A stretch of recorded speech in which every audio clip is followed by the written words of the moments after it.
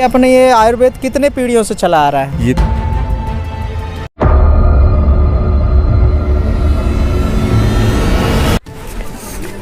नमस्कार, आप सभी का एक बार फिर से स्वागत है BSP 24 न्यूज़ में। आज रविवार का दिन है और रविवार को जैसा कि आपको पता है आयुर्वेदिक तांत्रिक औषधि हमारे विशेष कार्यक्रम में हम आप सभी का स्वागत करते हैं। आज हम आपको कपिलधारा अमरकंटक में लेकर आए हैं और यहाँ पर कुछ ऐसे प्राचीन वैद्य हैं जिनके बारे में आपको जानना ज़रूरी है कि आखिर कैसे वो यहाँ पर अपना आयुर्वेद का जो चला रहे हैं, कहाँ से औषधि लेकर आते हैं, उन औषधियों का क्या महत्व है।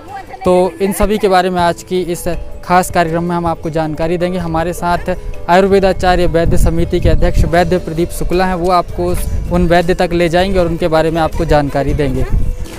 नमस्कार, आज हम आए हैं कपिलधारा में और यहाँ प्राचीन वैद्यों के तहत हम सब तक पहुँच रहे हैं और जनता तक ये बातें पहुँचा रहे हैं कि एक ग्रामीण वैद्य किस तरीके से परंपरागत औषधियों का इस्तेमाल करके पूरे समस्त जनता को निरोग करने में सहायक है और उन तक आम आदमी की पहुंच नहीं हो पाती, छोटा समझ के उन्हें छोड़ दिया जाता है। तो आइए हम ऐसे ही एक हमारे क्या नाम बताया, भगत सिंह परस्ते जी हैं, वैद्य भगत सिंह परस्ते जी, जो परंपरागत कई पीढ़ियों से वैदिकता पे अपना महारत हासिल कर बैठे हैं, लेकिन उनकी ज्ञान को लोगों तक ना पहुँचाने के कारण असुविधा है और उनको कम आंका जाता है। तो आइए हम मिलते हैं।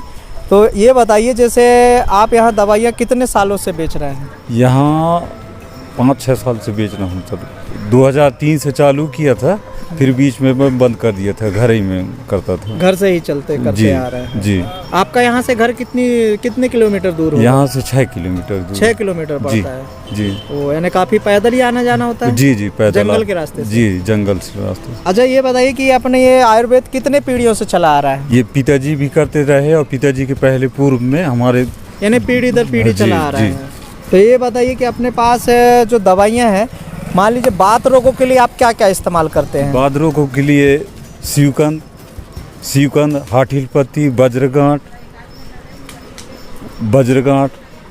कुराई छाली, ऐसे 4-5 ठो जड़ियों का इस्तेमाल करते हैं उसके। अच्छा, हाथील वगैरह सभी मिलाकर? जी है ना। हाँ। तो जो इनका चूर्ण बना के आप रखते हैं कि? जी, चूर्ण बना के रखा हूँ सर अभी। मान लीजिए तेल आप मिलाते हैं, तेल बनाते हैं, तो तेल भी ऐसे ही सब में बनाकर मिलाते हैं? जी, वो कम से कम 21-22 जड़ी मिलता है। अच्छा, 21-22 जड़ियों का। वो किस किस रोगों पर काम आ जाता है? वो साइटिका हो गया, दर्द हो गया, पुराना टूट गया, एक्सीडेंट हो गया, वहाँ भी लगा सकते हैं। दर्द यानी लकवा साइटिका सभी में वो सब काम करेगा।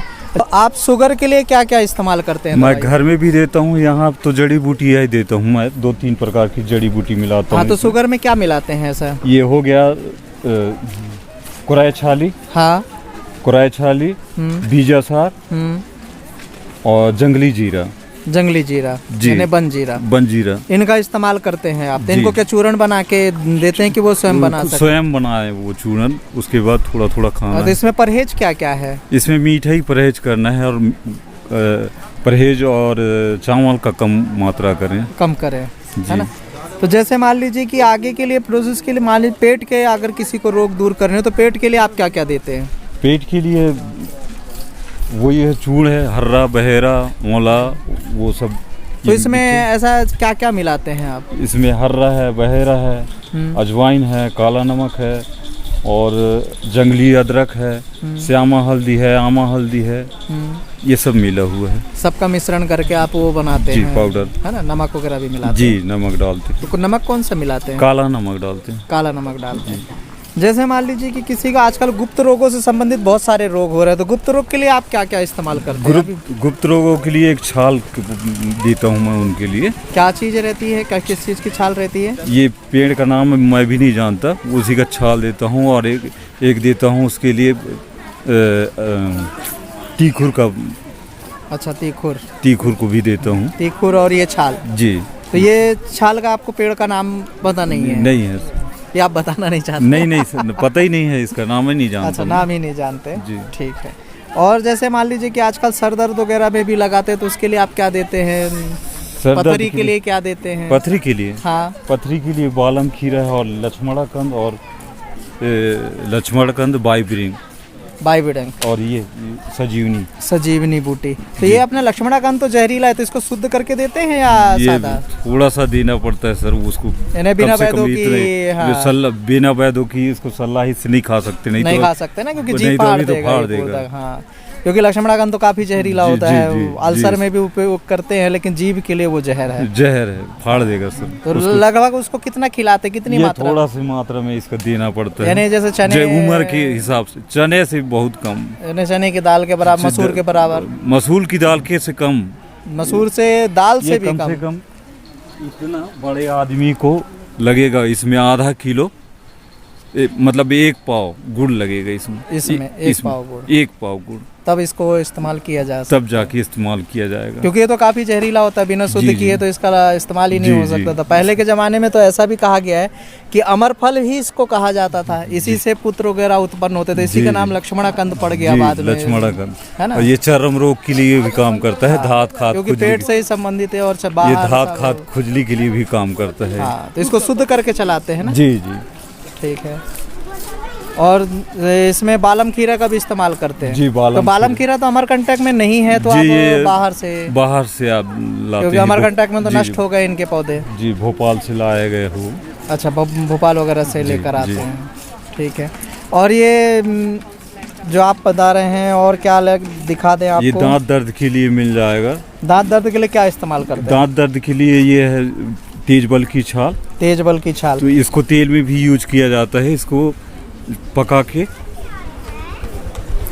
के इसको जो है मतलब जला के मंजन बना के। लेकिन ये तो जलता नहीं, सूखता नहीं कभी, ये तो इसकी परंपरा तो कोयला बनेगा सर, कोयला तो बनेगा, लेकिन ये कभी सूखता नहीं कहते थे, नहीं सूखता है ना। जब भी आप निकालोगे तेल ही निकलेगा, जब भी अच्छा 10 साल बाद निकालो तो तेल ही निकलेगा, हमेशा नरम ही रहता है ना।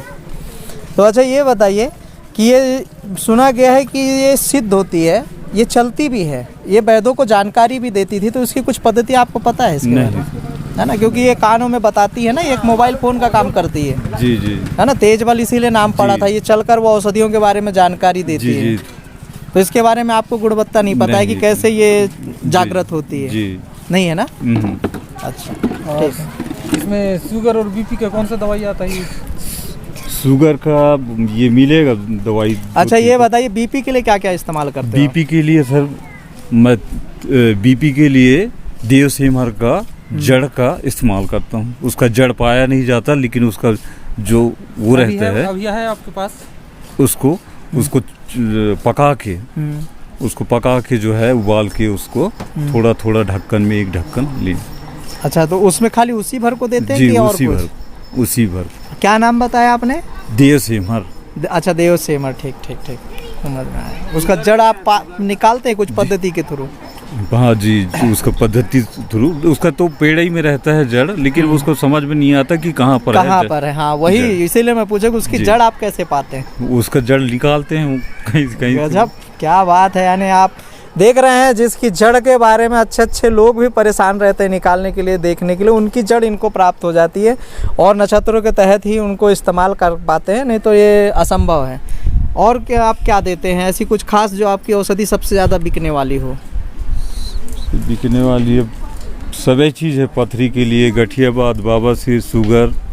बाबासीर में आप क्या क्या इस्तेमाल करते हैं? बाबासीर में रक्त पिलार, रक्त पिलार मिलाता हूँ। 2 प्रकार की रक्त पिलार होती है, लाल और सफ़ेद। जी, लाल और सफ़ेद, शंकर जटा, और वो डालता हूँ सतावर, और 2-3 ठोर जड़ी डालता हूँ जो गुप्त रखा जाए। जी, है ना। जानकारी, वैसे जानकारी साझा करने में कुछ नहीं है, औषधियों का क्या है, संरक्षण ही होगा जी। वो 3-4 चीज़ को उसको मिला के बनाता हूँ। निकल जाएगी।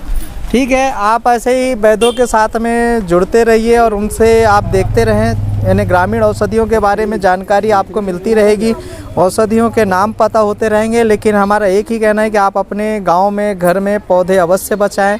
पौधों से ही जीवन है और एक दिन वो नहीं होंगे तो वही ज़िंदगी होगी जो औषधियों के बगैर केमिकल पे ही जीना पड़ेगा। तो इसलिए पुराने से पुराने पौधों को सुरक्षित रखें और इनकी दवाइयाँ भी इस्तेमाल करें। आप जाते हैं मेडिकल में जाएंगे तो खाली टेस्ट के नाम पे आपको इतना लूट लेते हैं कि आप सोचते ही रह जाएंगे दवाइयाँ क्या इस्तेमाल करेंगे।